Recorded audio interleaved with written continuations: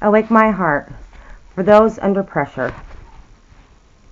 And God is able to make all grace abound towards you, that ye, always having all sufficiency in all things, may abound to every good work.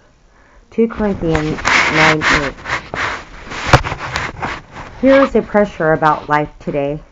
Businessmen tell of the strain in modern commercial life, and all too often the strain tells on them.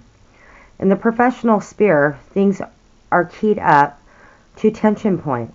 Home life is beset with nerve-wearing problems, such as the worry of children who, having been brought up amid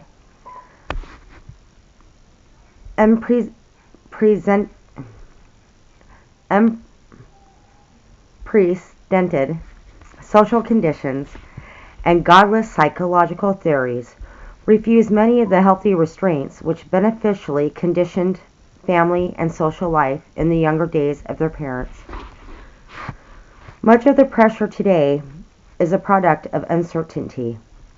There is uncertainty about the big things, international issues, and the repercussions from this tremble right down to the individual worker and housewife. Uncertainty engenders anxiety. Below the surface of many lives, today there is a state of chronic suspense arising from a sustained chain of uncertainties. Life itself becomes anxious. Anxiety breeds worry. Worry means tension, strain, pressure. Paul has an expression, pressed out of measure, 2 Corinthians 1:8.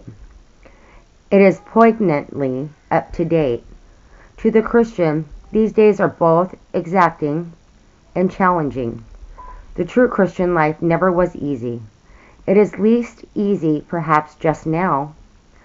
Crises of outward persecution often call for spectacular heroism, but day after day of inward pressure tends to wear one down both nervously and spiritually.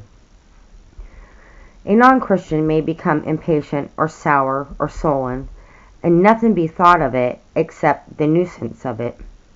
But the spirit and temper of the Christian, when under pressure, always reflects upon the Christian faith. Does our Christian joy, peace, patience survive under such strain? Does it merely struggle against it, or does it thrive amid it? The Prince of Evil will make Christ's people his priority target these days, seeking to wear out our patience, disturb our peace, smother our joy, undermine our spirituality, and silence our witness. His device is to preoccupy the mind with cares and swerve the gaze away from Christ. Pressed out of measure, take that word with its prefixes: depressed, suppressed, repressed, oppressed. All these are states into which the adversary would bring us through pressure. But over against all this is the all-sufficiency of our triune God, triune God. The Father above us, the Son beside us, the Spirit within us. God is able to make all grace abound toward you, that ye always having all sufficiently in all things may abound to every or all good work. Oh, those alls, multiplied assurance, our Lord is inexhaustibly adequate. He can keep us serene, amid strain, and patient through trial, if only there is daily yieldness and prayerfulness on our part. On the desk of a busy London editor, not so long ago there stood a small clump of lavender.